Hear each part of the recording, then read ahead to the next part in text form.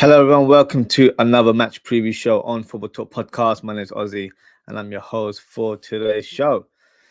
It's not been a great week for Liverpool Football Club, as we've really struggled to maintain a good level of performances. And at this stage, we look off the pace and are struggling to grind out results with our quest for more silverware. I know a lot of us are still disappointed and embarrassed with regards to last night's result. So I think it's time to forget the past, brush the dirt off our shoulders, and show a reaction as we look ahead to our fixture, which is against Crystal Palace in the Premier League. So for the match preview, I was supposed to be joined by a guest from Eagle Eye Football, but he's not unable to make it at this stage. So he might come on during the show. So if he does, we'll bring him on screen. So until then, we can crack on and do our match preview. So from a Liverpool point of view, I'll be very honest, guys. I'm a little bit worried about this fixture. We've seemed to run out of steam in recent games, and I feel like it could impact the remainder of our season. I also get flashbacks from 10 years ago in 2014 when we drew 3-3 at Selhurst Park, despite being 3-0 up with around half an hour still remaining. So I wouldn't go far as to say that the result in 2014 killed our title challenge, but it certainly dented our chances as our morale dropped and we couldn't respond or hit another gear to take us forward. I even saw the game referred to as Cristanbul earlier today, which was hilarious. But also, in regards to Crystal Palace, the last time they beat us at Anfield, it was in fact around the same time of the year in April. It was in 2017 where they beat us 2-1. A double from our old boy, if you remember, Christian Benteke. And that result almost dented our chances of a top four finish. But luckily for us, we managed to finish in fourth place. So, little trip down memory lane there. But if I have to be honest, I'm not looking forward to this fixture. I've still got PTSD from 10 years ago. But we'll need to overcome and see what team steps on the pitch this Sunday. So, it's time to present the team news for both Liverpool and Crystal Palace. So we'll start with the away team. So with regards to Crystal Palace, a long list of casualties as Johnston, Gahey, Richards, Holding are currently out with injuries. Franca and Correa are also out, but they have long-term injuries, so they're not available anytime soon. And Michael Elise is in contention to start this game. For Liverpool, Alisson is a close, I say close to full fitness. He was in the stand against the Atalanta fixture, but for me, it's too soon for Alisson to return for this game. However, for Trent, he could take part as he was on the bench against Atalanta last night. So that's a big boost for Liverpool. Jota also made a cameo yesterday, so he's in contention to start this game. A few players have returned with the likes of Jones, Konate, Groundberg, and Szoboszlai from recent injuries, so they'll be fighting for a place in the team. So what we'll do now is we'll predict the lineups for both teams, and we'll start with the away team. So let's go. So we've got the Crystal Palace team here. So as I mentioned, they've got quite a few injuries, and it's predominantly defenders. So you've got Gahey, Richards, and Holding that are not available. So that means they're clearly stretched in terms of finding the right players to fit in their team. So could mean a particular player like maybe Lerma plays in the centre back row, not quite in the middle, but on the left side. He has done that in the last couple of games, so could be something we need to consider. So in terms of the goalkeeper, it will be Henderson in goal. And then we've got Ward on the right side. Where is he? There he is. And then we have Anderson in the heart of defense. If I can find him, where is he? No, can't find him there. Maybe because that's not how you spell his name. It's Anderson, right? There we go. And then on the left side, it'll have to be a makeshift player. in Lerma. Obviously, we know him as a midfielder, whether it's as a CDM or a centre mid. But unfortunately for this role, he'll have to play on the left side, left footed as well. So that will help in terms of having a balance in the back line. And in terms of the midfield four, it will be Will Hughes on the left side. And then we have Wharton,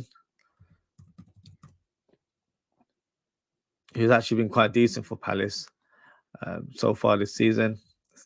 And we've got Colombian fullback in Munoz, if he's yes, there he is. And then we have Tyrone Mitchell playing on the left side. So an interesting system as well, because with what should I say, under Roy Hodgson, they wouldn't really play 3-4-3. It would be a more of a 4-3-3 at times, depending on the personnel, maybe even 4-4-2, depending on the availability of certain players. But a 3-4-3, I don't think was a formation that was played with any consistency, maybe odd occasion here and there. So yeah, interesting lineup, interesting personnel. Mitchell and Manus will be players that will definitely have to be on the lookout because they're the ones that will provide the creativity, and it will also depend on who we have up top. So I believe it will be Olise. I think he'll start this game. I believe it will be Eze that will play in this one. And leading the line will be Mateta, who's picked up some good form in recent weeks. So as I mentioned, Tyrone Mitchell and Manus will be the players that provide the width in this team. So I think you'll see Eze drifting a little bit more infield and Olise, and then you have these two players, Mitchell attacking that left byline and Manus on the right side as well. So they'll be providing the width and the creativity from the flanks, and then you have Eze roaming around in this sort of area, trying to find pockets. Olise might tend to drift out wide sometimes, but I feel like he'll be a bit more direct, coming a bit more infield, and he's got a great shot on him as well. Beautiful cold efforts he scored earlier in the season. So in terms of the danger men, obviously Mateta is a goal scorer, but for me it's Eze and Olise, and they are by far the best players in that Crystal Palace team. So those are two players that I feel like we need to be very wary of, very creative, and playing this role, they'll have a bit more freedom to express themselves. And then Mitchell and Manus will be pivotal because if they're not able to provide any service, unfortunately the front three don't have any influence on the game. So yeah, so that's my predicted lineup for Palace.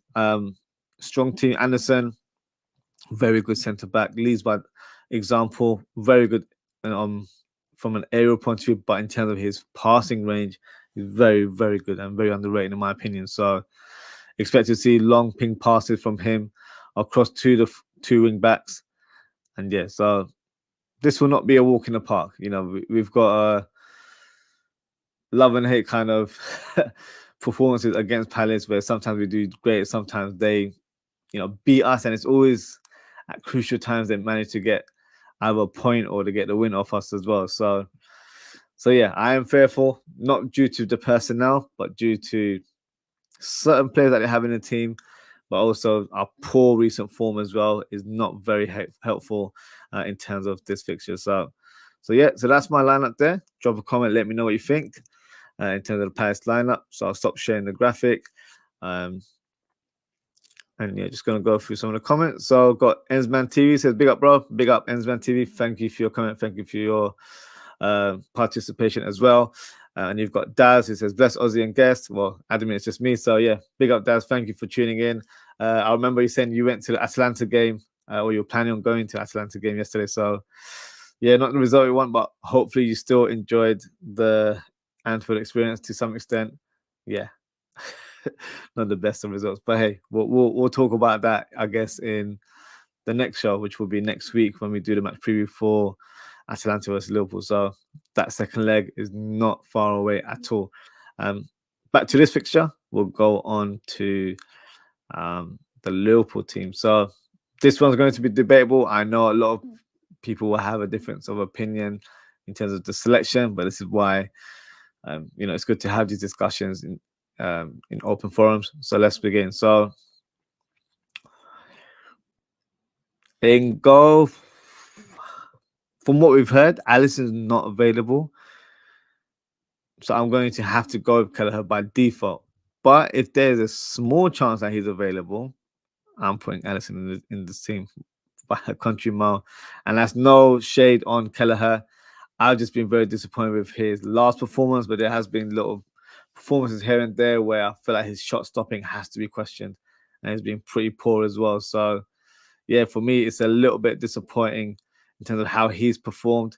Now, in terms of the back four, okay, so left back, I'm going with Robertson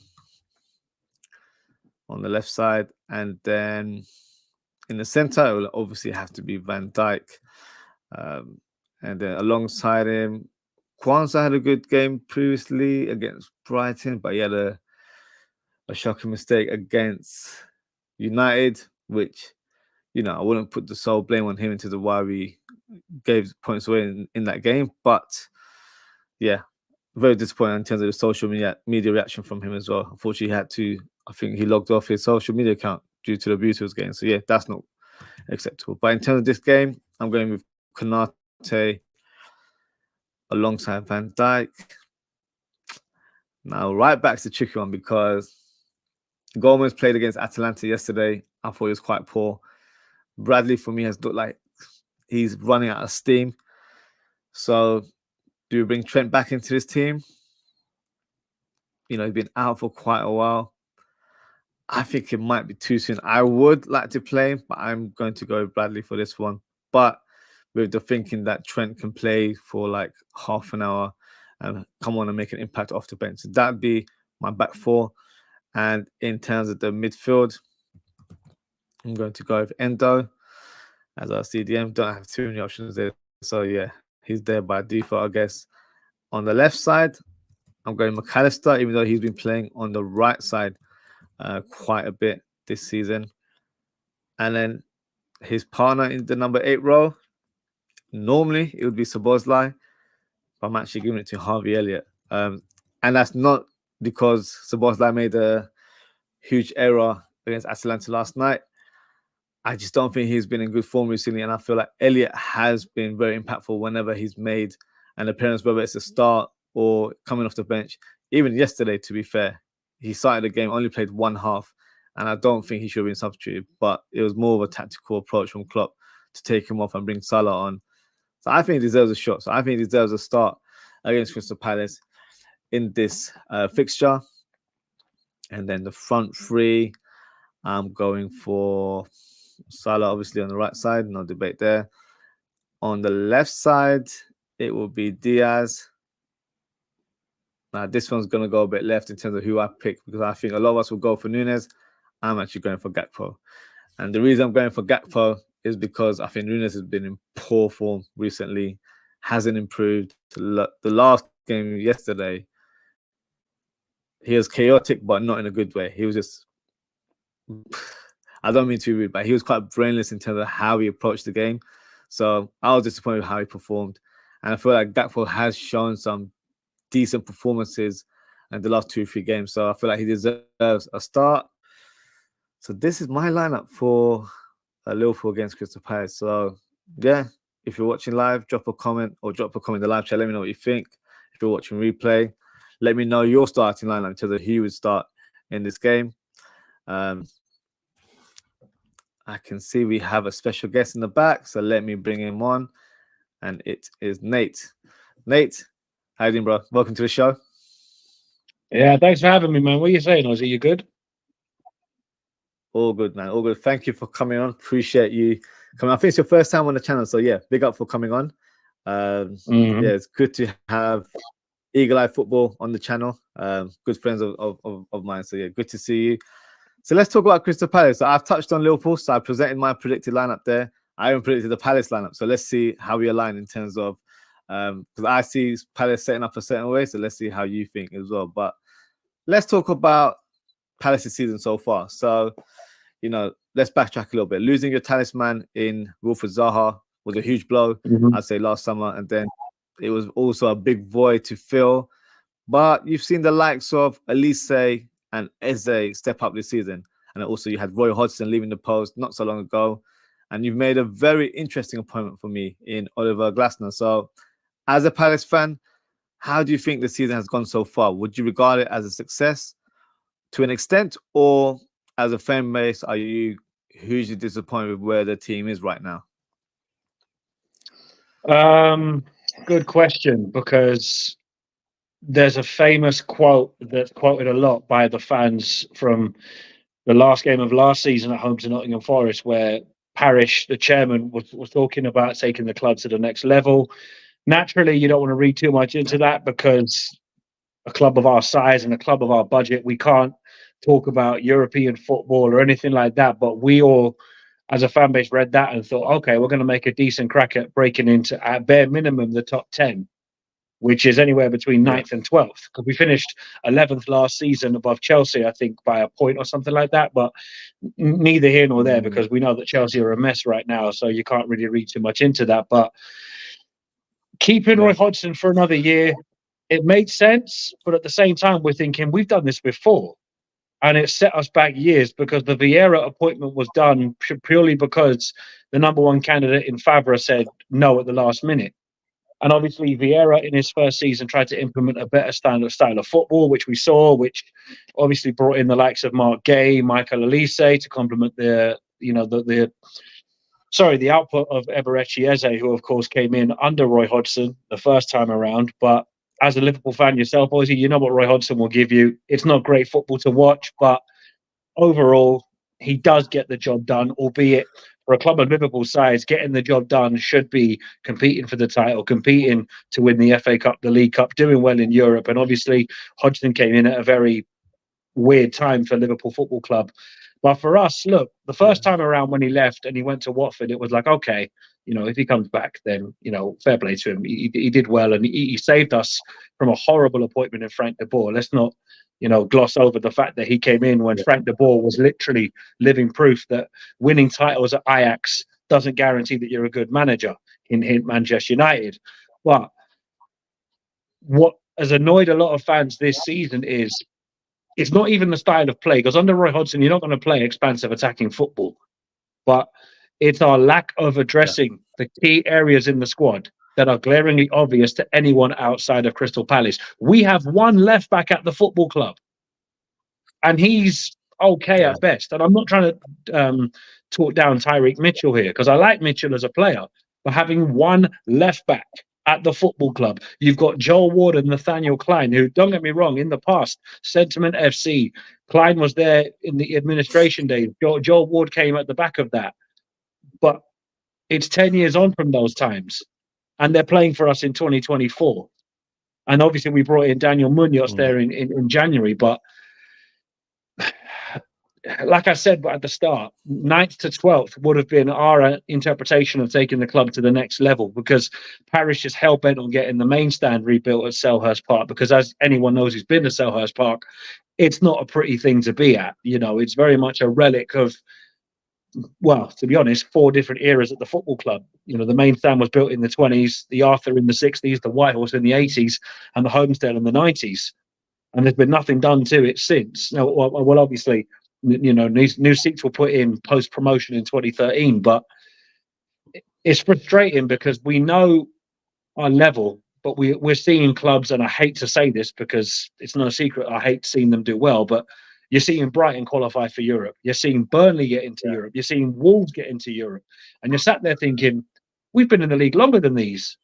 And granted, Wolves and Brighton have done well with the resources they have, but Burnley got Europe with Sean Dyche. And we've had Allardyce, Pulis, you name it. We've had all the Marmite managers in England, except Sean Dyche, ironically. And the best we can hope for is 11th or 10th under Pardew in 14-15. So there is that sense of, look, for a club of our size and where we are, we can't complain. We're in the league 10 plus years. But then you look down on the South Coast, you're thinking, that lot are playing in Europe. And 8-9 years ago, they were fighting to stay in the Championship. It's frustrating. But at the same time, you do remind yourself, where were we in 2010 to where we are now? We'd give anything for what we have now back then. So I can't sit here and be too negative or pretend that we're not in a good position, because you look at clubs that aren't as fortunate as us, and I'm thinking, yeah, it's not great, but hopefully under the new manager in the summer, where he gets a lot more freedom with the squad, because there's a lot of players we need to get rid of in the summer, we may see something. But I'm not in the mindset of, right, if we bring in 11 new players, we're an amazing team. It's like, no, we still need to bare minimum get rid of at least 8, 9, and even that's even with players that have signed contracts. Because the fact that Jordan Ayew and Jeffrey Schlupp have been offered new contracts blows my mind, because I don't know what to say to that, apart from swearing like a sailor, which I won't do because it's not 9 p.m. just yet. So you get the idea. Yeah, no, fair enough. I didn't know they were offered new contracts, to be fair. Yeah, that's a bit of a wild one, to be fair. But I understand your frustration as a fan, because unfortunately we had Roy Hodgson as a manager, and yeah, it just wasn't tailored to our sort of status as a club, where the football wasn't obviously quite what the fans expected, but it was just the mannerism as he was as a manager. It just didn't bode well with the Liverpool fans, so that just wasn't the right fit for the club. But in terms of after that, when he became Palace manager, obviously he's done really well to keep you guys in the Premier League, and I'd say you've been in the Premier League for quite a long time, so he's solidified your status as a Premier League team. But you also mentioned the new manager, Oliver Glasner. What have you made of him so far? Do you think he was the right appointment, or is it too early to kind of make that sort of statement right now? Well, knowing that Glasner is a Europa League winning manager, I'm thinking, how the hell has he ended up in SE25? I mean, he could have the pick of the litter higher up the table. But having said that, I think the fact that behind the scenes, there's been a lot of work done to make our academy more viable as an option for bringing in players, because that's one thing that is a massive criticism among the fan base is, it's all well and good that we can't sign players for 40, 50, 60 million. Fair enough, no problem. Why aren't we using our academy that we did back in the Championship? And I know there's a massive difference between Premier League and Championship football. I'm acutely aware of that. But you don't get Wilfried Zaha the way we had him over the years, without having a youngster like Wilfried Zaha come through the ranks. You don't get a Johnny Williams as an example, where, look, Johnny Williams was never going to be a world beater once he broke his leg, bless him. But having young players come through was an identity that we were proud to wear, because we said, we don't have megastars in our squad. We don't want megastars in our squad, because if they were megastars, they wouldn't play for us. But we had that identity of, do you know what? If we sell this player for X amount, cool, wicked. Like Victor Moses, I know Liverpool fans have a somewhat skewed view of Victor, but Victor Moses was another one where we're thinking, how the hell does he play for us? He's way too good, and that's that sense of, for a club of our size and our resources and what we haven't capitalized on in eras gone by, where Wright and Bright, for example, you're thinking, only we could finish third and then completely plummet down the league because we lost one player to Arsenal, who, if I'm not mistaken, did very well the following season. But I think bringing in Oliver Glasner is a gamble, because we've done the foreign manager route before, under both Frank de Boer and Patrick Vieira. Of the two, Vieira was more of an initial success, because Vieira got us to a cup semi-final in his first season. Sadly, we lost that to Chelsea, who you thankfully beat in the FA Cup final, because I never would have heard the end of that had that happened.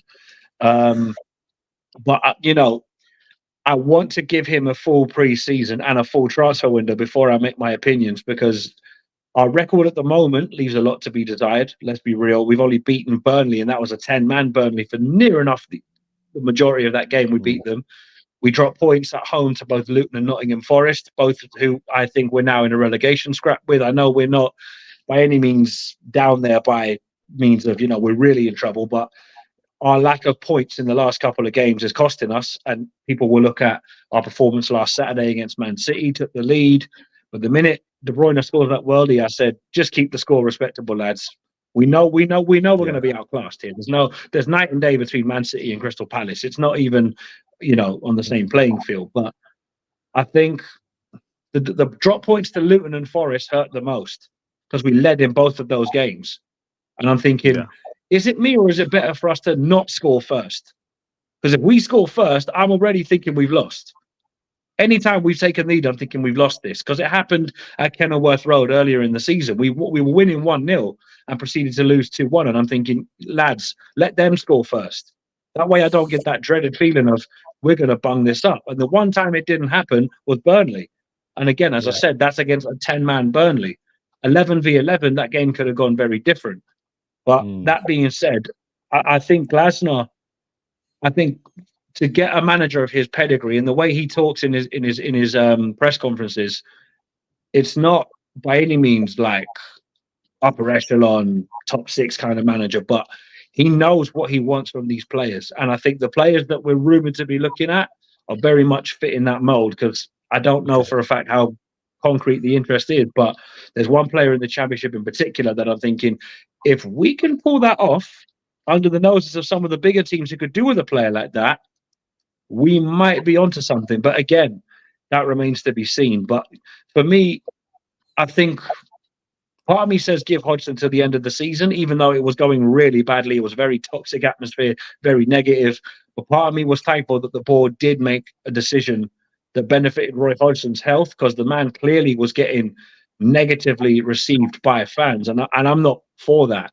I had my opinions on Roy Hodgson, don't get me wrong, and I'm not going to sit here and say I didn't say some very suspect things on social media, but I don't want an old man who's nearly 80-odd to be getting abused by people who don't understand that he's literally got one hand tied behind his back, because there's behind-the-scenes problems in the boardroom at this football club that we don't know the full story of, because we've got an ownership structure where the majority shareholder has the least say and the minority shareholder has the most say. Parish is the de facto leader at the football club, despite the fact that he has, I think, the least percentage in the club anymore, because he sold a lot of his stake to John Textor, who owns Leon, Botafogo, and Molenbeek. So knowing that we're in this kind of multi-club ownership model, you're thinking, why don't we reuse some of the resources at our disposal? And I'm not saying raid Botafogo or Molenbeek or Leon, but it wouldn't hurt to get one of Leon's younger players on loan for a season, let him develop in the Premier League, send him back. Bring in a player from Botafogo on loan, send him back. And I know the Premier League tried to put a stop to that kind of thing, but this is what I'm saying. We haven't capitalized on that to the degree you're thinking, fair enough, we don't have the resources of a City football group or that kind of thing, but utilize what you have, because if you don't, it's going to fall by the wayside. And I've said, and I've gotten a lot of heat on this, I've said we need to sell to buy this summer, which means bye-bye Elise. Wouldn't be against that, because we got him for £8 million. You can't get him for that much money anymore. So when you think about it, do you know what I mean? You're thinking, if we can sell him for upwards of 60 million, that's insane profit for a player that no one, even me, I didn't know who he was. I was like, we're signing a player from Reading. Okay. Don't watch the Championship. Don't watch League One. Haven't since we've been out of it. I haven't watched it. And the only time I did watch it was to watch Millwall bottle the playoffs last season. So I was like, we signed a player from the Championship. Okay. Hopefully it goes well like Eze and not well like another player, but that's neither here nor there. But I think if we can sell Elise, maybe Gay, or maybe Anderson, maybe even Eze if need be, that should be a healthy chunk to reinvest, because that's one thing we've been guilty of in the past is we haven't sold key players at the right time and reinvested. We held on to Wilfred Zaha far longer than we should have, because we were holding out for that illustrious £70 million that we slapped on his head. Now, obviously, anybody outside of Crystal Palace is looking at the going, Zaha, 70 million. So you're saying he's touching CR7 in 2009, who went for 10 million more. You know, like I get it, but I'm still thinking in my head, but to us, he's worth that.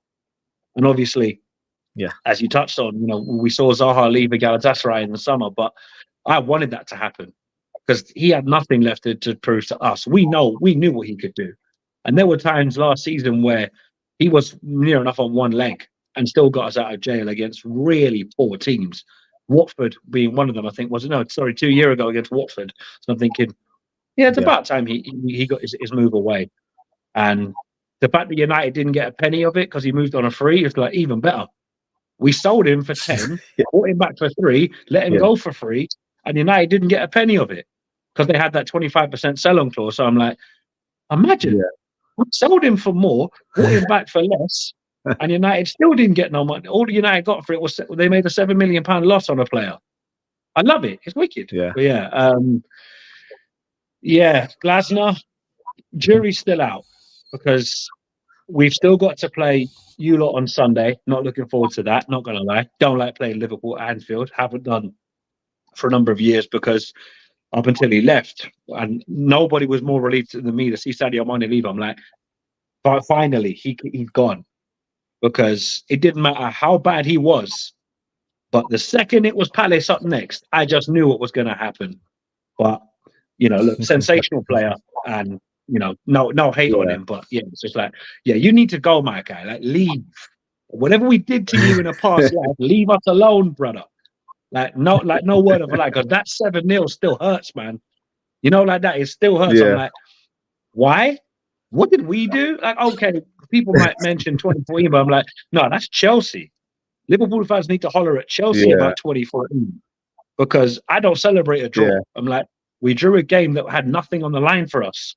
So when I see our fans bring it up, I'm like, why are you mentioning a game we drew? I'm like, okay, Istanbul, but I'm like, don't tell me you're celebrating a draw. That's so embarrassing, man. Had we won, had we beaten Liverpool, like in 1990 with Pardew, and I'd be like, yeah, okay, we won the game 4-3 from 3-0 down. Cool. You're celebrating a draw. Yeah. What are we, Stoke City? No, I can't be hearing that. But yeah, it's one of them, Ozzy, where if Glasner's backed and we bring in the right kind of player, hopefully we put a lot of the mistakes from this season to bed, because there's been an awful lot of mistakes. And I could go on and on and on, but I know you have other things you want to talk about, so I'll leave it at that. No, it's all good. No, I appreciate that. No, to be fair, you touched on a lot of good points. We'll touch on the transfer summer, I would say, very shortly. But I wanted to touch on a couple of points you made. So I'm from South London, so I've grown up playing football around here, so I know the kind of talent we have in this sort of neck of the woods. And I feel like Palace have not capitalized on that, especially with the academy. It's always been an academy that's always had good talented players, but I don't feel like they've had the push or the promotion to actually being given a chance to play their football at Palace. So I think that's something that they haven't capitalized on. It's something that should have been done from years ago. I'm not even just talking about in recent times. So for me, that's something where, clubs are doing right now, but I don't feel like Palace have done it enough, in my opinion. So that's something I think Parish should look into doing for Crystal Palace, rather than, trying to find the hidden gem from around the world, because sometimes it doesn't work with that sort of move. So that's sort of one thing that I have in terms of regards to the academy. You also mentioned your alliance with other clubs, which, I know the Premier League are trying to cut it out, but there's always loopholes to try and acquire players from your parent club or your feeder club. So that's something I feel like it can still be looked on with regards to that. And in terms of Glasner, I think it was a very interesting appointment, to be fair. I think a manager that's won a European Cup with Frankfurt as well, plays a certain type of football. Yes, it's a risk because he's not Premier League proven. But what do you make of his new formation as a 3-4-3? Is it something you like to see? Is it something you're accustomed to? Or is it still something where you're trying to see if it's a long-term solution at the club? Well, I actually haven't been to a game with Glasner in charge yet, because the last game I was physically at was the Sheffield United game in January, because I was over for personal reasons. I'm not going to go into detail, but suffice to say, I had a bereavement in my family, so I had to come back to London for that. I don't live in London. I live in the Republic of Ireland. But okay. But what I have watched of Palace under Glasner, I am seeing improvements in that we're a lot braver on the ball going forward. And as people would have watched it against Man City, you did see a bit more resistance, where it wasn't just sit back and hope to God City are wasteful in front of goal, because we know they're not. We know that they've got players in their team that can just rip you apart. Bernardo Silva, De Bruyne, etc., etc. Rodri in particular is a player that I just know, even when he's not on it, he's on it, because he's that good, and he's elevated City to that level where you're like, it's not fair. Fair play to them. They've masterminded this ability to sign players that people write off because they're not they're not your champagne names of bygone years, like Yaya Toure, for example, Steven Gerrard, to that kind of mold of player. But what they are is a new version of what came before.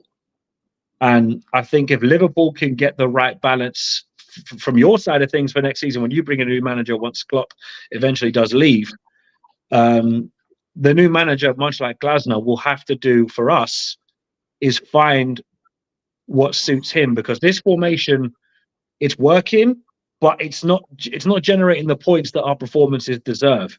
But then again, we're not clinical in front of goal enough. And I know as a Liverpool fan, you know how that feels lately. And I'm not trying to rub salt in the wound, because I'm aware that last night happened, and it is what it is. But you know what I'm getting at, Ozzy. It is one thing where I want to see Glasner get his own players in, as I mentioned before. But the 3-4-3.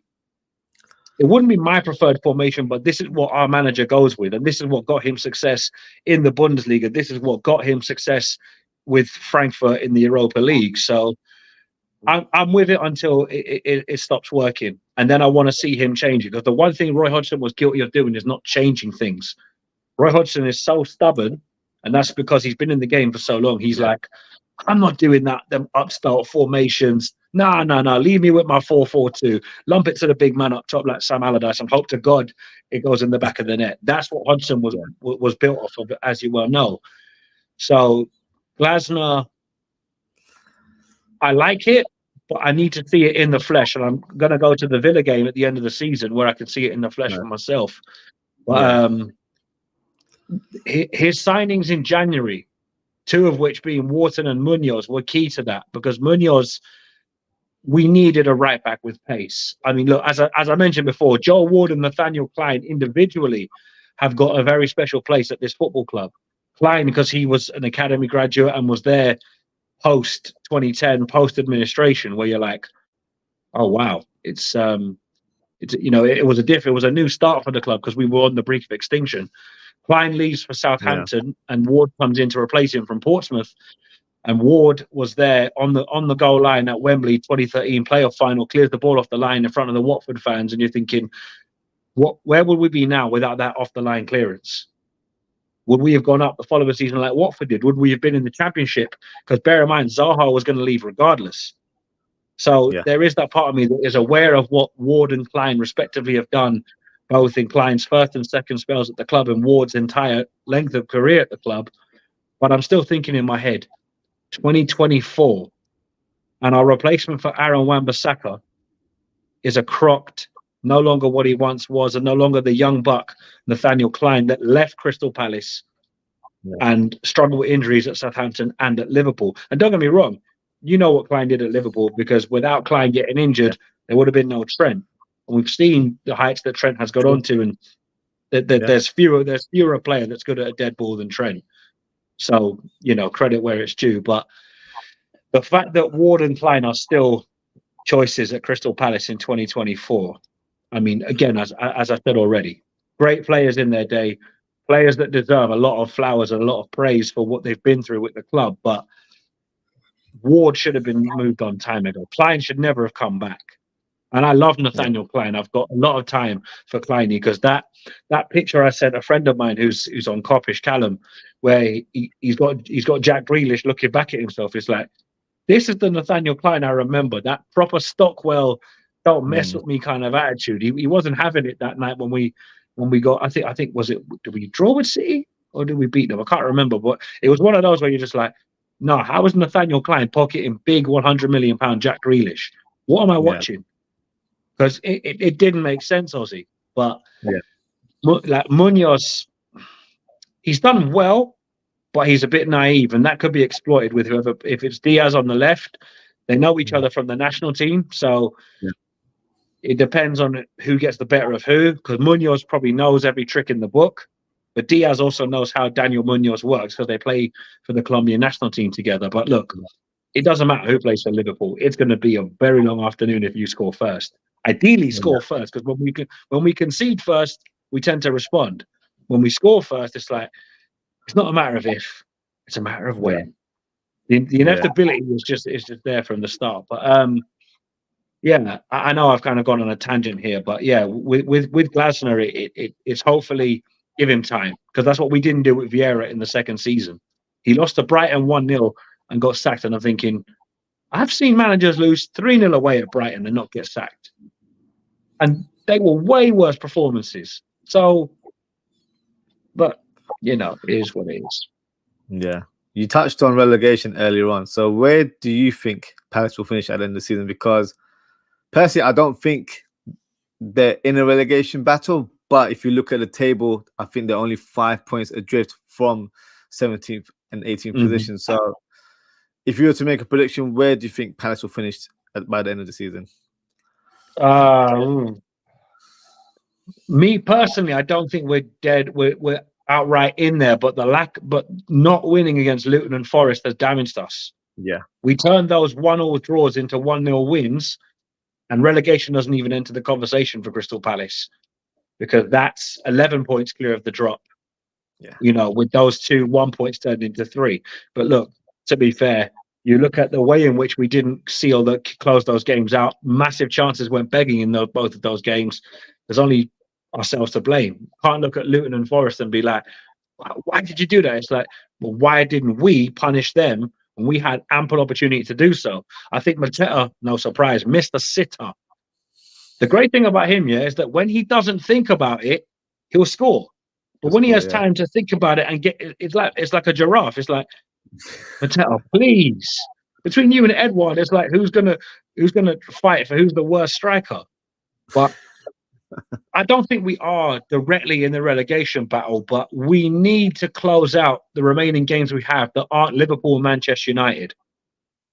They're the only two that I'm like, you know what, just disregard, because Liverpool away, it's already in my mind a loss. It doesn't matter, even though you've just lost 3-0 in the Europa League. I'm thinking Liverpool could literally have lost 16-0 in their last game. I just know what's coming with us. It's Charity Professional Football Club. What's that? Szoboszlai hasn't scored in 600 minutes of Premier League football? Yeah, he's playing Charity Professional Football Club. He'll bang a hat-trick. What's that? Conor Bradley hasn't scored in a minute of Premier League football this season? Yeah, it's Charity Professional Football Club. It's written. I just know it. I don't get surprised when we play Liverpool anymore. But having said that, I mean, it's frustrating because I don't want to see us where we are, because I really feel like if Glasner had come in at the start of the season, maybe it would have been the same. It's hard to say it would have been different because we'll never know. Yeah. But the potential he has at his disposal with the likes of David Ozo and Rak-Saki, 2 academy graduates who've had fleeting minutes in the Premier League, I'm thinking these kids are not by any means the bracket of, they're first team regulars, but Ozo, in the times that we've seen him play, has looked like, wait a minute, might be a player there. May not be. Could be just a flash in the pan. But Ozo and Rak-Saki are the last players that we've seen come through that we're like, they might make it. And they've been the most convincing of the academy graduates that have come through since promotion, because we've had flashes of, not to go into a long list, but the likes of Brandon Pierre, Levi Lumeka, what's his name? His brother plays, but Hiram Boateng, Saleh Kaikai. These are names that were banded about as the next Wilf, the next this, the next that. And you're thinking, we don't want the next Wilf. We want another one off the list. You know, it's all well and good having the next Victor Moses, the next Wayne Routledge, great players in their day, but you want the next thing off the line. You want to say, do you know what? That Saleh Kaikai kid, he's going to go to the top. Yeah. He can play for a Chelsea, a Liverpool, a Man City, a Man United, an Arsenal, whatever it may be. You want him to use Palace as a springboard to bigger and better things. I have no issue in selling Liverpool Michael Elise for £60 million. Sweet, 52 million profit in the bank. Take it, run away. Don't even look back. Just take it and run. But what annoys me is that, as you said, we haven't capitalized on our youth development, because, as you know, cage football in South London, it's rife. And you get players like Eze, like Balassi, like Zaha. Balassi was a menace when he had one-on-one. I remember what he did to Lovren at Anfield. I was there. We all do. You know what I mean? And one of my best mates is a Liverpool fan, and he texts me from watching it in Dublin. He's like, yeah, can Balassi give Lovren back his soul? I said, no, my guy. Balassi has been waiting for this, because that's what Balassi wanted. He wanted to prove that, look, he was the most frustrating player to watch because he wasn't as good every week. But those moments where he could make a man look silly, like he did Ericsson and Lovren, you're like, that's the Yannick we signed for 500 grand. And I'm still amazed we got him for that much money because I'm like, the championship's wild. You sign a player for that much and sell him for 28 million. Yeah. Dougie Friedman was a genius. And big up Friedman, by the way, because he got Elise and Eze for under 25 million. Make of that what you will. Yeah. Yeah. Championship could be a gold mine for you guys. I think it's definitely an area for you to look into. We can actually touch on the transfer as well. So let's speak about the future. So let me present a transfer-related question. So if Palace could sign 3 new players to bolster the squad in the summer, who would it be and why? Because you mentioned that you can see that there's gaps in the team and you're expecting potential departures like a Michael Elise. So who would you target in the summer if you're a manager? Well, the names banded about, and we're in competition, is Ronnie Edwards at Peterborough, because we were looking at him last summer, where he's another one of those that, because it's League One, a lot of people are going to be like, oh, he's useless. He's playing in League One. He ain't good. But he has all the attributes to make it far above Crystal Palace. You know, and to be fair, the last player we signed from Peterborough United, Liverpool fans don't like him, was Dwight Gale. So our record of signing from Peterborough is actually pretty decent. But don't get me wrong, signing Dwight Gale when we did, where he was meant to be the next Ian Wright, because like Wrighty, he came through non-league. It's a different ballgame, Ronnie Edwards. But again, it's that model of nobody's watching what he's doing in League One, because League One is not the glamorous league that people want it to be. You know, with all due respect, unless your team is in League One, you're not going to have a vested interest in it unless Liverpool sign Ronnie Edwards and you're like, oh, let's watch a few Peterborough games, see what we've invested in for the summer. So that's one name that has been bandied about. Another one is the winger at Hull. I believe his name is Jaden Philogene. I'm probably butchering his last name, so don't quote me on it. But he's a baller. Yeah, like his pace alone is just like, if we sell Elise, he's the one. Do what it has to do, sacrifice as many firstborn children, sacrifice as many animals, and I'm not advocating for animal cruelty, but whatever it takes to get this guy in a Palace shirt, we have to do it. Pause. But what I mean is that, like, the way in which he carries himself on the pitch, you're thinking, there's a player there. Now, young players in the Championship can be deceiving. We've seen good players in the Championship not quite make the step up. So there is a part of me that's thinking, so well, we got away with Elise and Eze, but it's not always guaranteed to work. But that is one name that's banded about. I can't really think of any left backs off the top of my head, but that's a key area, as I mentioned before. But one name that recently came out, which I think is one more for a future project, would be the I think it's James Justin at Birmingham City, the young Welsh player. Again, I don't watch much Championship football, so I'm only going off of what I've seen on social media, which pinch of salt. But a few credible accounts have mentioned that there's interest there, which if we can get in on the ground floor, so to speak, we may be laughing, because my ideal perception of that is sign these players now and loan them out for a year, even if it is to another team in the Prem where you, for example, let's say Ipswich come up. Hopefully they do, because the football they play is fantastic. You give Ronnie Edwards a season on loan at Ipswich, where he can't play against Palace anyway, so it's not going to hamper us. But it also allows us to see what he can do against other teams in the league. Because if he has a blinding performance against, for example, Chelsea or Arsenal, they might look at it and go, do you know what? We might need to holler at Palace and take Edwards off their hands. And we might go, we got him in for 5 million, let's say. Let's sell him for 25. That's 5 times the profit. And you're thinking, you're laughing. So there would be 3 names that have been heavily linked. But again, you know yourself, you could be linked with every name on the list. You know, it's not guaranteed that you'll get them, but we need a striker. We need a left back. We could do with a centre back. And if Dean Henderson continues to do Dean Henderson things, another goalkeeper may be on the list, because I want him to do well. But Sam Johnson's injury was just like, why? Just why? It couldn't have been a James Tompkins, no disrespect. It couldn't have been a Nathan Ferguson, no disrespect. Players that aren't playing week in, week out. It had to be the goalkeeper that's actually made us feel a little bit more confident, even if we're letting in goals left, right, and centre. And this is no shade on Henderson, because there's a decent goalkeeper there. But I now see why Man United saw 20 million and took it and ran, because I'm like, we've been had there. But look, you know, Ideally, hopefully, not counting my chickens, but maybe starting Sunday if Liverpool continue to misfire, touch wood. No, I've jinxed it now. So Liverpool incoming 8-0, 9-0 scoreline, this, that, the other. But if we can get ideally a few results coming in, and then we attract the right kind of player, transfer related, as you mentioned, hopefully Glasner gets time to implement what he wants to do. But again, it all depends on what we go for, what kind of money we have to play around with, and whether or not we choose the sell to buy model. Because it's not guaranteed to be successful. But for every player that does leave and you get money back for it, as Liverpool fans know, I mean, everybody was like, why are they selling Coutinho? You're thinking, no, they know what they're doing. Because look what they did with that money. Everybody knows Coutinho at Liverpool was worshipped, he was loved, but it hasn't worked out for him since he left Liverpool.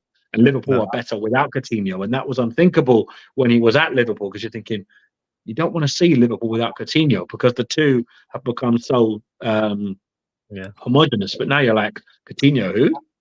Yeah, he was all right, but we're better without him. And look, that's no shade on who he is as a player, because we know he's a quality player. But you know what I mean, Ozzy? If you offered Coutinho now, or what you've gone on since he left, you're like, no. He can stay where he is. Yeah. Because we've got on to do so much more since he left. Because with him, it could have been wonderful, but he chose to throw all of that down the toilet to go to Barcelona. And we get it. South Americans adore Barcelona. It's the pinnacle of their aspiration. But you're at Liverpool. I support Crystal Palace, and I know you're at Liverpool Football Club, one of, if not the biggest clubs in England. Yeah. And you're going to throw that away for playing at Barcelona where you're warming the bench. All right, mate, work away. Yeah.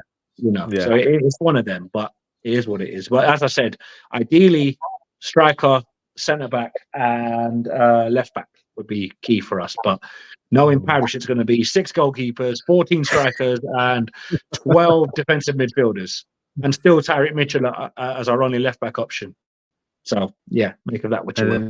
You might re-sign Zaha as well in a couple of years' time as well. So sentiment FC. But yeah, do you know what, with the Championship, I think, you know, you might say that, the players there aren't of good quality, but I do feel like it's a league where you can find some hidden gems. So let's look at the current Sporting Lisbon striker, Victor Gyökeres. Like, he was banging it out for Coventry City. So you'd assume that one of the Premier Leagues should have looked at him in terms of his goal scoring form. He wasn't the polished article at the time, but obviously there was clearly potential there of a lethal goal scorer. So I feel like there's plenty of talent there in the Championship. So you mentioned the whole City winger, Philogen. He's a baller. I've seen him quite a few times. He looks like a quality player. So someone like that, you know, it might be a risk, but it won't be a high risk in comparison to if you signed an unknown player from Germany for like 20, 30 million.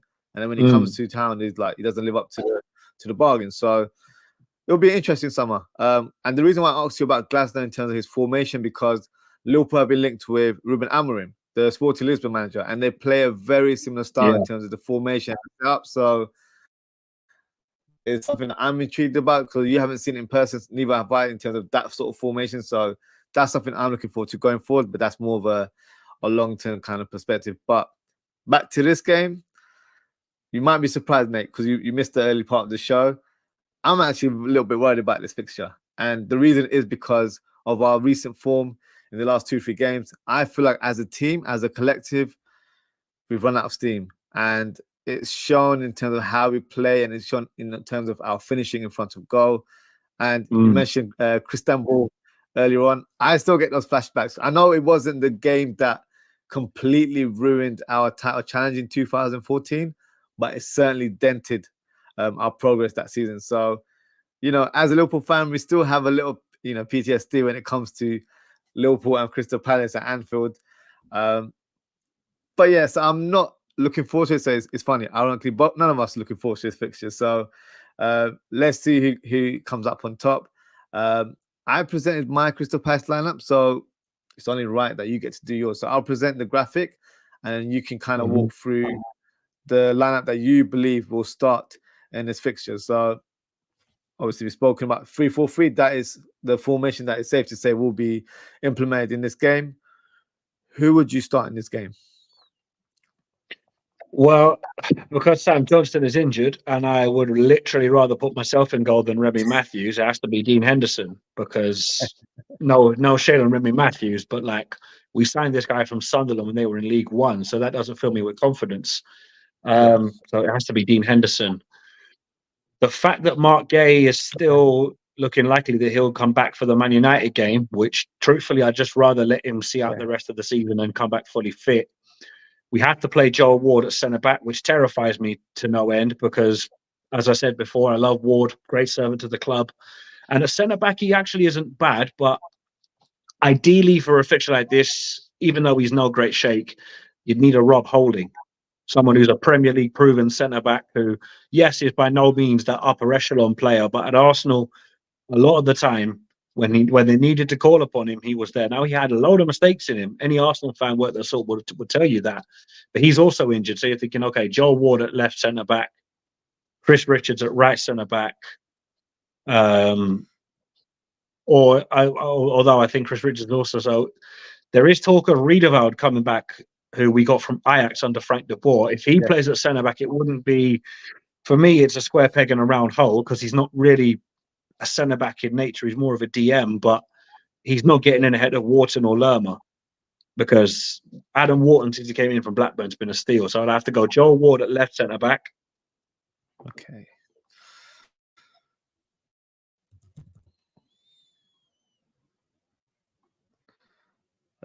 There he is. Yep.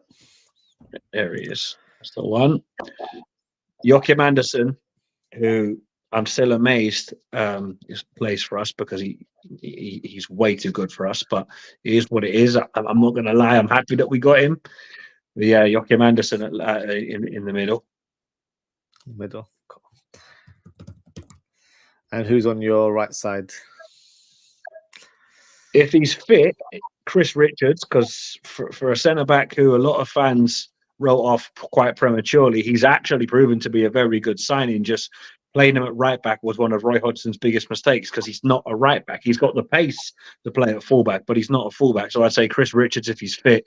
If he's not fit, oh, Lord, I don't want to say it because it's bad enough having Joel Ward at centre-back, but if James Tompkins is the only player available, it has to be Tompkins. But I'm going to say Chris Richards for the sake of my own mental health.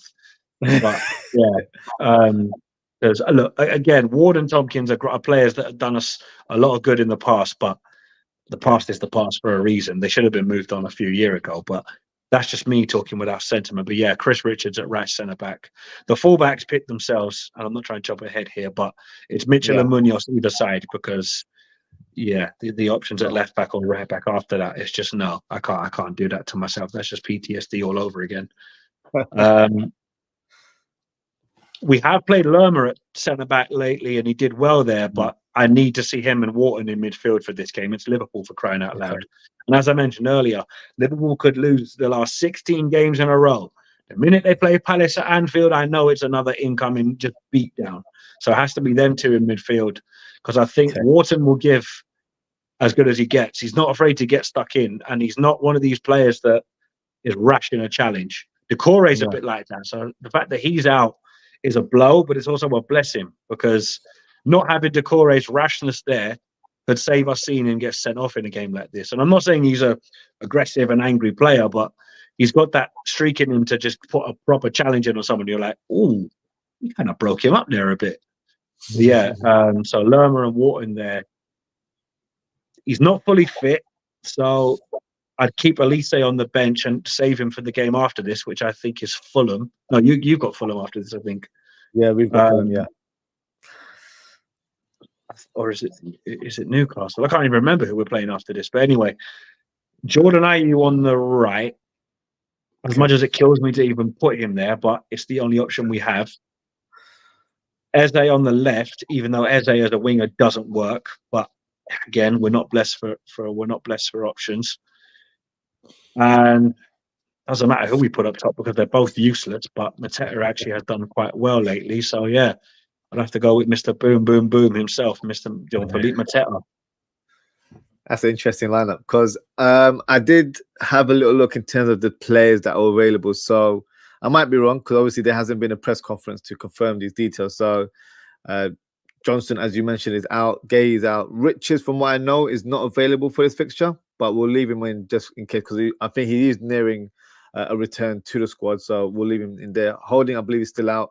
And then Elise is in contention to start, but because he's just returned from injury, safe to say you've placed him on the bench. So interesting lineup, to be fair. Yeah, seeing Ward, because I know Lerma played on the left side, didn't he, against City? And he was decent in that place as well. But I understand why you placed him in midfield. Wharton, to be fair, I wasn't aware of him too much before you signed him, and he looks a decent player, to be fair. He definitely can play. Very, very good signing from Palace there.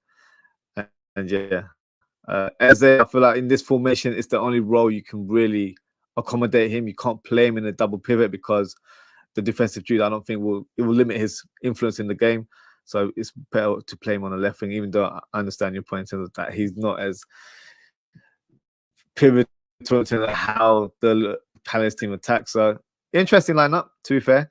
I'm not sure if you saw my lineup, so I'll present the Liverpool lineup, and then I can. I saw you put the Liverpool lineup together, but I didn't see any. Yeah. I don't think I saw your lineup for us.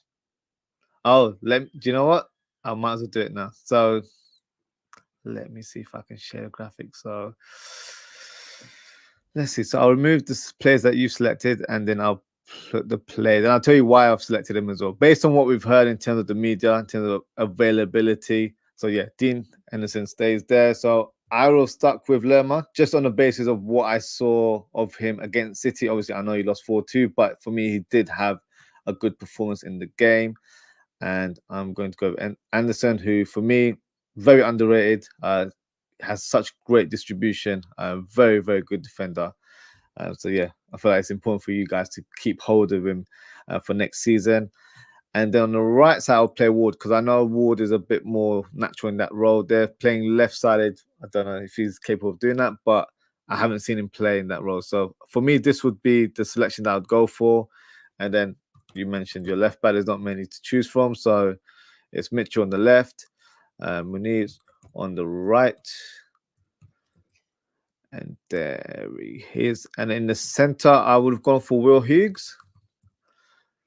And I would have gone for Wharton as well alongside him. I feel like they presented a good partnership. There are a couple of games that I've seen Palace play, because I watched the City one. I feel like they did look good as a pairing. They had a good balance between each other. So I thought that partnership is going to work going forward. And then up top, yeah, it's a toss of a coin between Mateta and Edouard. And I went for Eze on the left. And if he's fit, I think Olise starts this fixture. So this is my predicted lineup of what I think will be the team that plays against Liverpool. But I think because there's a little uncertainty in terms of injuries and availability, I'm sure we'll find out on the weekend. So what do you make of that lineup? I was just about to say, so we have actually heard about Elise from Glasner. He isn't, more than likely, he's not going to start, which, as I said earlier, I'd prefer that because I'd rather keep Elise off, because the one thing that hung Roy Hodgson was, because we lost 4-1 away at Brighton, which to this day still gives me nightmares, Elise came on and then went off injured in that game. So you're thinking, what was the point in even playing him? The fans would have rather you keep Elise out of the game entirely. And it could have been a different scenario entirely, but Hodgson refused to listen because the fans were actually hoping he wouldn't bring on Elise, and he did. And Elise got injured, and we haven't had him for the last, I think it's seven or so games or whatever it is. The Will Hughes Wharton, it scares me because Will Hughes, he came in with a lot of, we didn't know an awful lot about him. We don't really have the nicest relationship with Watford, fan to fan. They don't like us and we don't like them. Not a rivalry as such, but there's a lot of history there. Not really, anything animosity wise, but they weren't happy that he chose us of all teams. I prefer to see Lerma because of the caliber of opposition. I'm aware we weren't really blessed with opportunities at the back. Richards, as you said, is a doubt. But I don't have any issues with what you've picked except Elise, because I can't see him starting. It's imperative we save him for the games that we need him for. Liverpool away, with all due respect, if we do take a beating, which knowing us, it could happen. Just take it and run. Pause. Like, don't even remotely attempt to try and play like it's Barcelona, Liverpool. It's literally just get out of Anfield with a bit of dignity and just take the next game into effect, because Elise back fully fit is worth a beatdown at Anfield. And I don't want to see us lose, don't get me wrong. But if you had to offer me a fully fit Michael Elise, or Michael Elise making a cameo return and running the risk of getting injured again, I know which one I'm taking. Yeah. Because having to see Jordan Ayew, as good as he's been for us the last couple of years, seeing him on the right-hand side, it's just like, I could break out in highs watching this. Because it's just painful. He's great at winning fouls, but that's it. Yeah.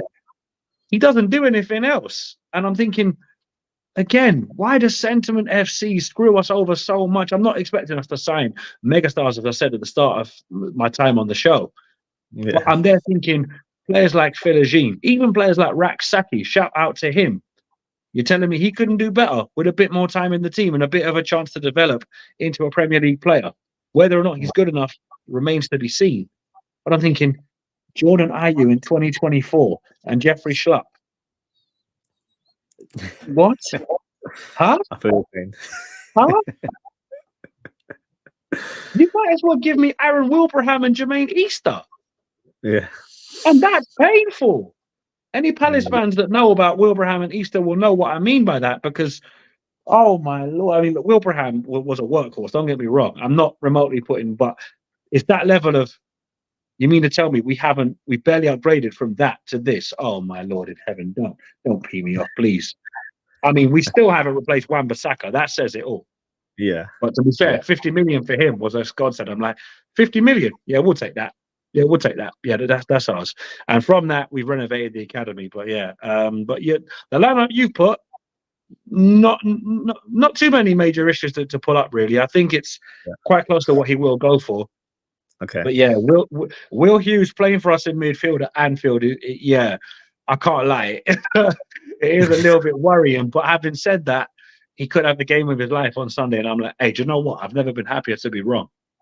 Yeah, I've never been happier to be wrong. Fan as well. I think he's a Liverpool fan as well, Will Higgs. So yeah, a little bit of we've lost. Yeah, we've lost. We're getting put in a number of t-shirts now that I know that fact. Oh gosh, let me present my Liverpool lineup just so I can kind of showcase what because I think amongst us Liverpool fans there will be a lot of debate in terms of the team selection here. So it would be a surprise for some that I haven't put OZWRLD there. I think he'll be rested for this one due to him returning from injury. He hasn't really played with great rhythm. So I think Elliott might be given a chance to start this one. You mentioned Manus earlier on. I feel like him and Diaz, that's going to be a key battle in this fixture, because for me, Diaz has been one of our better attackers in the last month or 6 weeks. I'd say he's been one of our probably not the most potent in front of goal, but in terms of what he brings to the table, he's been very lethal. So I would definitely start with Diaz. And Gakpo, for me, Nunes has been hot and cold in the last 2-3 weeks. And I feel like Gakpo has picked up a bit of form. So that's why I think he will lead the line in this one. I'm just saying, because it's Shire Professional Football Club, if Nunes starts, put £50 on him bagging a hat-trick. I'm telling you that right now from Jump Street. The second I see that brother starting, I just know he's dropping a 3-piece on us, because that's what it does. This is what being a Palace fan does to me. It's like we could come up against a team where they're out of form we could play Derby County's 07-08 team, and I have no confidence. That's what Roy Hodgson has done to me this season. I've got no confidence going into any game. I'm like, we actually could get rolled over. But that being said, I think, like you mentioned, Diaz and Munoz, that is a key battle. Mo Salah hasn't been at his usual best, but that being said, all he needs is one opportunity and one gift of space, and you know what he can do, because he's done it time and time again over the years, both before and since he's been at Liverpool. Quality player, easily one of the best players to ever play in the Premier League. Don't even have to, put an asterisk on that or a question mark, because if you do, you're smoking a substance. Not going to mention which, but you know what I mean, Ozzy? You're thinking, anyone questioning Mo Salah at this stage of the game hasn't watched the game. They've been listening to them FIFA's nerds on Twitter and all of that sort of thing. Oh, he's not as good as his stats suggest. Nah, brother. Trust me. When it's mattered, Salah's been there big time, both before and since at Liverpool. But that being said, yeah, man, I mean, you lot are weird because you're thinking Liverpool should be easily looking at this and going, not a routine win, but it's a win. But I watched Coppish earlier. Shout out to Matt, Callum, and Drifty. And they were confident. I'm like, I don't like this. I don't like seeing Liverpool fans worried about playing us because we're worried about playing Liverpool because we've got PTSD from that 7-0. Yeah. To this day, I've still got PTSD from that because I'm thinking, I know Liverpool were good that season. Don't get me wrong. Of course they were. But that scoreline was, and I'm not being funny, but that was never a 7-0 game. You just literally killed us. And time again, the ball ended in the net. But again, I'm not going to knock Liverpool. If you win 7-0, you win 7-0. And to be fair, the United 7-0, I was like, come join us, United. We know how that feels. But luckily for us, it wasn't at Anfield, it was at Sellers. And I know somebody already mentioned the 9-0. Yeah, okay. Okay. But what happened at Villa Park a few months after that? I know. They don't mention that one, do they? You know them ones. But no, look, real talk for a minute though. Like, I understand with what you've seen in the last, I don't know, what is it, 6 or 7 games where Liverpool haven't been at their imperial kill teams off, get the job done early and just relax, coast through the game. Even the games you've won, Liverpool have made hard work of it. Like Sheffield United, the scoreline says 3-0, but Liverpool made hard work of a poor Sheffield United team. And I should know how that feels because I was there at Selhurst Park in January and we beat them 3-2. They took the lead against us twice. And I'm sat there in my seat thinking, I know we're crap. Don't get me wrong, I know we're crap. But these men are like Derby County and they're scoring twice against us. Why does it not surprise me? And then eventually we got the winner and I'm like, okay, I can relax, but I'm still not pleased with the way that game went because that should have been, had Palace actually gone for it, a routine win. But look, nothing to give it in football. But I think with what you went through last night, and I'm not trying to rub salt in the wound, but it's the best time to play you because you're a wounded animal. But this is Liverpool at their most dangerous because it's Anfield. The crowd are going to have to be up for it because you'll want to see a response. Because usually European nights at Anfield, whether it's first leg or second leg, ideally it's second leg, but this time it's first leg, you're still thinking in your head, it's Anfield. Doesn't matter how good the opposition are, doesn't matter how out of form we are, European nights at Anfield have carried Liverpool through some very poor Liverpool teams getting results. I mean, no disrespect, but your 04-05 team were great for the Champions League final, but that Olympiacos game, the crowd carried Liverpool to get that job done, and they got the job done, and you went on to win the trophy. Not saying that Liverpool weren't good that season, but you know what I'm saying. You've seen better Liverpool teams than what was there in 04-05. But from that Olympiacos game and the Gerrard goal and the whole lot, the Anfield crowd got Liverpool into that position. So last night, you could tell the crowd was flat. There were no flags in the Kop. That's unheard of. Even as a neutral, I was shocked thinking, rah, no flags in the Kop. Obviously, we know the reason why, and 100% fair play to the fans for making their voices heard. But that can also have a psychological effect on the players because they're looking at that going, usually we don't have to look to this lot for a noise. Because the Kop is one of those stands like the Homestyle where even if the team is getting pummeled, battered, put on a T-shirt, you name it, that stand is still rocking and going for it 90 minutes, no matter how long. But there's a part of me that's confident we can get a result. But I know that this Liverpool on Sunday is a massively wounded animal because you've had a few games now where you should have beaten Man United in the league, but didn't take your chances and got punished and then had to scrape a point where you're thinking on the face of it, didn't lose to United. So there's the pride element, but you're thinking this United team are nowhere near as good as they have been in decades gone before.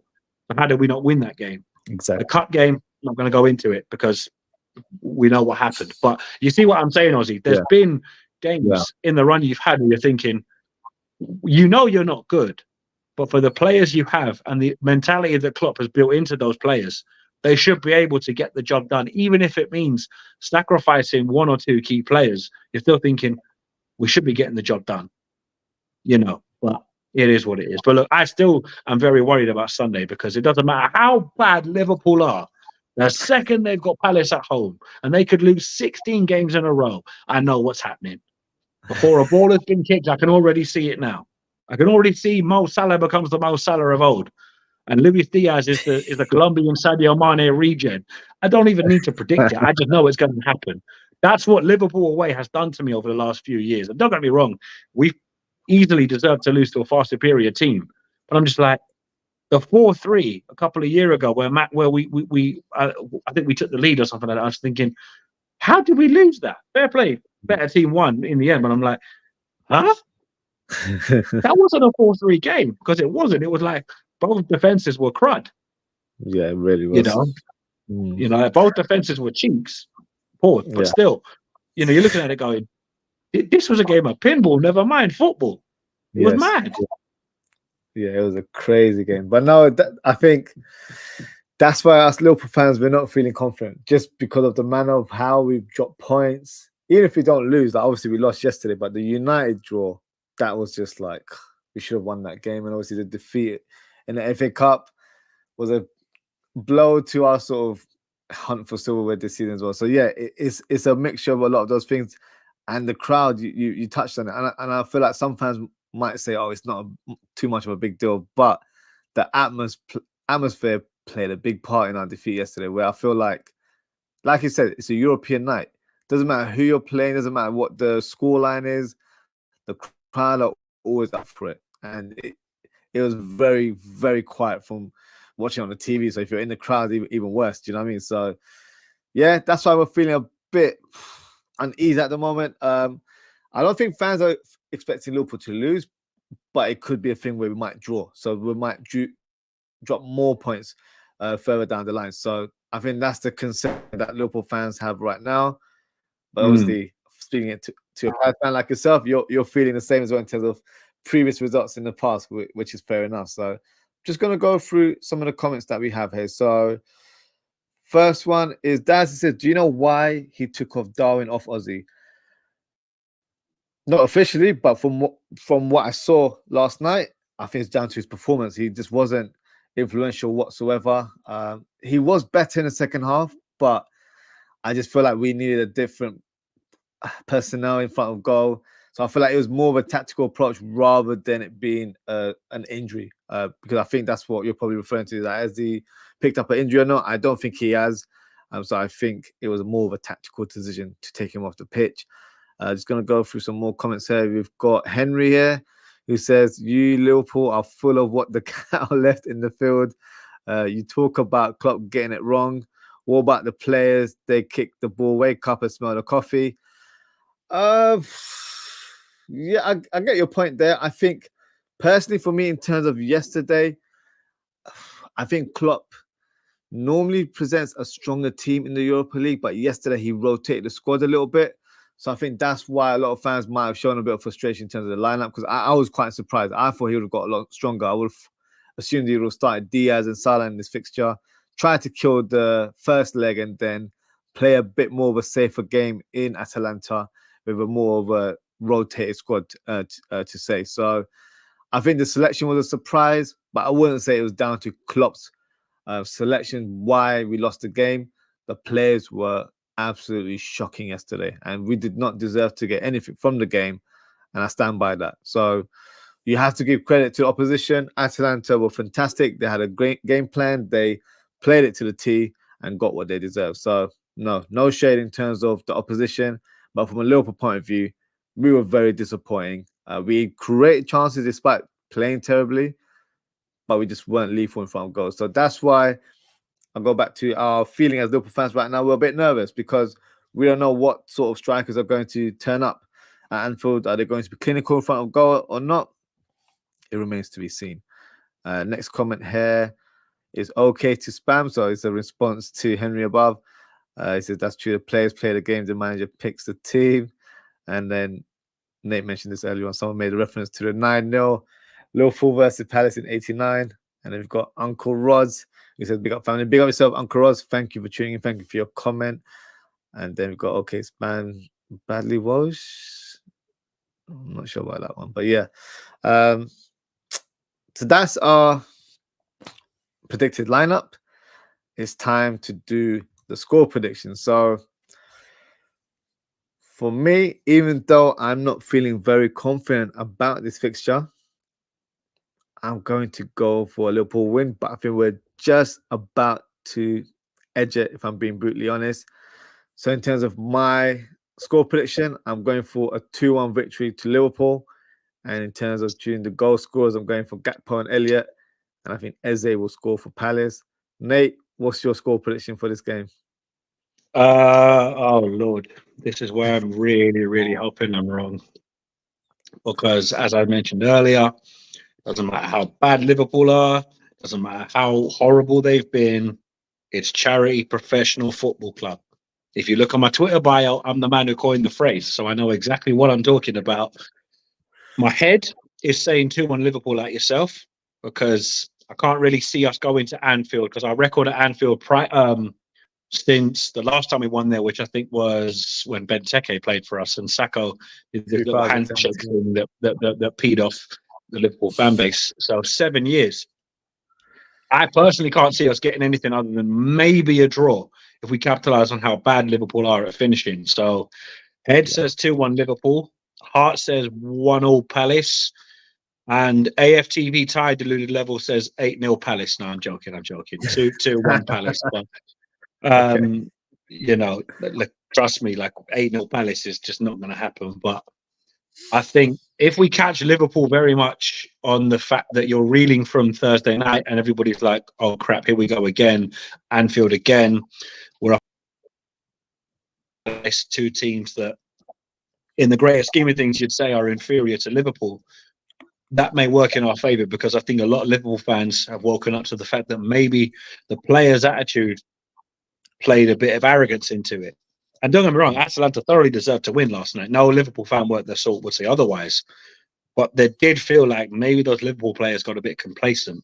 And that played massively into Atalanta's hands. Naturally, because Liverpool are in a title race, albeit in a much more disadvantaged position because you dropped points in your last Premier League game. And Arsenal and obviously Manchester City won. We did try. Nobody can't say that we didn't give City a game, because I've seen other teams get cooked by them, but we put 4 past them this season, albeit we did lose to the game at Selhurst Park. You don't get any points for scoring 2 goals, unfortunately. It'd be nice if we could. But that being said, Sunday for us, it's just literally get it out of the way. Take it and run. But our record at Anfield, our record in general against Liverpool was just horrendous, because people like to say, oh, Palace are Liverpool's bogey team. We were, at one point in time, we were one of those teams that Liverpool fans hated to play against. But Klopp was that kind of manager to say, do you know what? We respect Palace, but we're much better than Palace. And he's proven that time and time and time again, obviously with a 7-0, with a 4-3. But there's been games where it's been relatively even, but Liverpool had that added element of quality. I still think that sending off at Selhurst Park was BS. I didn't forget to touch on that. And I'm still thinking that Sadio Mane got away with a handball a few years ago that he should have been sent off for. But then I remembered, oh, wait a minute, he plays for Liverpool, so it wouldn't happen anyway, even if there was VAR back in 2017. But that being said, Ozzy, I can't really see anything but a Liverpool win. And obviously it's badly needed from Liverpool's perspective. Yeah. But I can't lie. I would love to just add an extra layer of disappointment on the hot ice cream sundae that is Liverpool's fans' mood lately. Don't get me wrong, I'm in no way thinking we are going to do it, because I know Liverpool have the ability to turn it on a sixpence. If we keep Liverpool firing from way wide, like they have done for a while now, fighting chance. But we gift Mo Salah the little bit of space he needs to turn and shoot, it could be a long afternoon. And as for Harvey Elliott, yeah, mate, have a day off.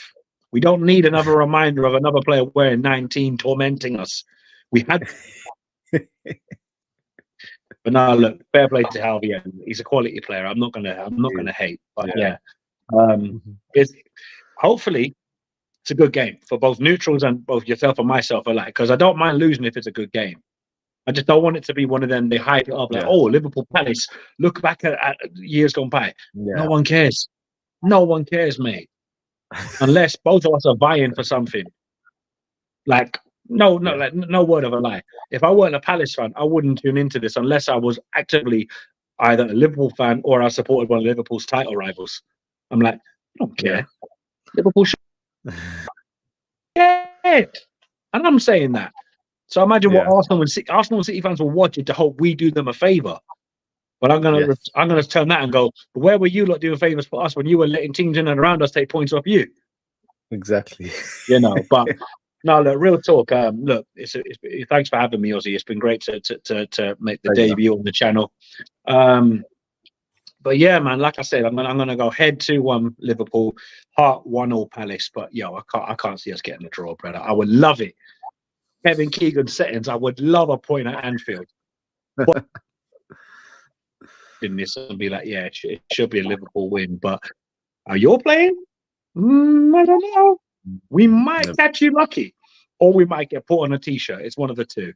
More than likely the second one, but I remain hopeful it could be the first one. Not a great chance. Let's see how it goes. But that's the end of the show, guys. Thank you to everyone for tuning in. Nate, thank you so much for joining the show. Appreciate your time today.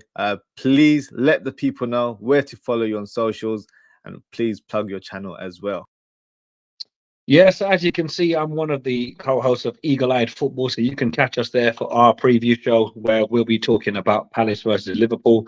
We put out Tagged Eagle, where JC and Dan did a breakdown of how Liverpool, which cheers for that, mate.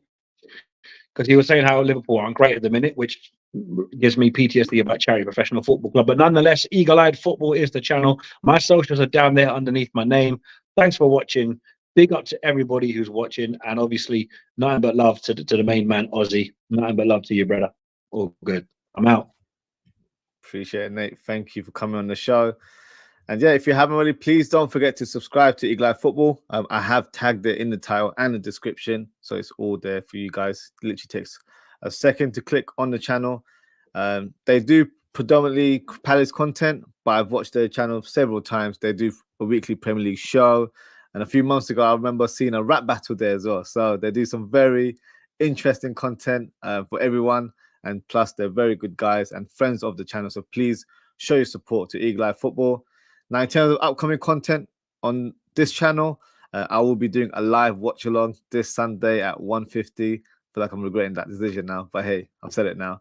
And I'll be taking some time out after the game to reflect, and I'll be back later in the evening with a match reaction at 10 p.m.